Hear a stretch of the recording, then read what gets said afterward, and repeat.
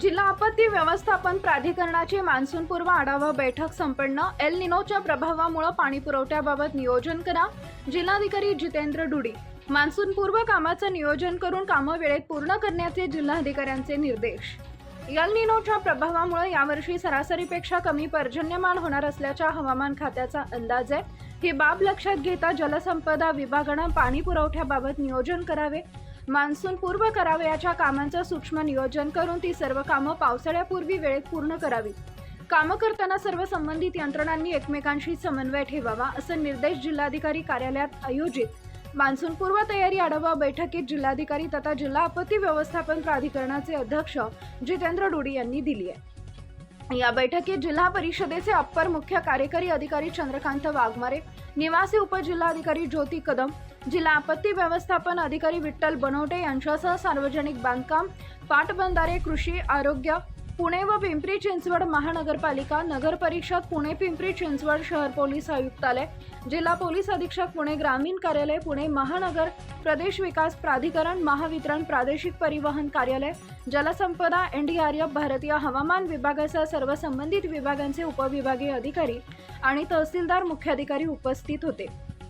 डुडी म्हणाले, यावर्षी 15 ऑगस्टपर्यंत पाणी पुरेल या दृष्टीनं जलसंपदा विभागाने नियोजन केलंय, परंतु एल निनोचा प्रभाव लक्षात घेता सन 2027 मध्ये फेब्रुवारी ते मे या कालावधीत पाणी पुरेल या दृष्टीनं कार्यवाही करावी।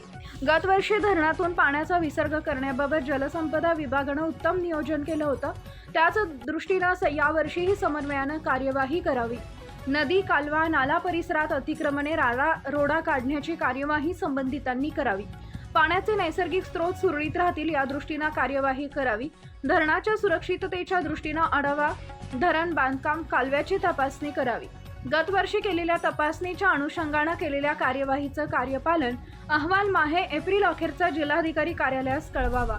सार्वजनिक बांधकाम विभागानं धोकादायक तसेच अतिधोकादायक ठिकाणं, गावं, पूल, रस्ते, पूरबाधित गावांची पाहणी करून आवश्यक त्या उपाययोजना करावेत। गतवर्षी केलेल्या तपासणीच्या अनुषंगानं केलेल्या कार्यवाहीचा कार्यपालन अहवाल माहे एप्रिल अखेर सादर करावा।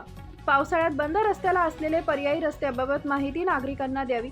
आणीबाणीच्या वेळी उपयोगात येणारी bulldozers, water tankers, dumpers, earth movers, dewatering pumps, generators, tree cutters, flood light, RCC cutters इत्यादी साहित्यांची चालू स्थितीमध्ये असल्याबाबत खात्री करून घ्यावी।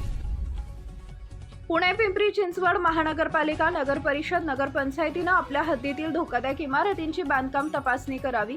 धोकादायक इमारतीमधील नागरिकांचे सुरक्षित स्थळी स्थलांतर करावे। जिल्ह्यातील सर्व संबंधितांनी आपल्या हद्दीतील अनधिकृत जाहिरात फलकं काढून घ्यावी। पावसाळ्यात पर्यटन स्थळं बंद केली जाणार नाहीत, त्यामुळे पर्यटन स्थळी एकाच वेळी किती पर्यटकांना सोडता येईल। सुरक्षेच्या दृष्टीनं पोलीस, वन पर्यटन, पुरातत्व विभागानं पर्यटकांचे स्लॉट तयार करावेत।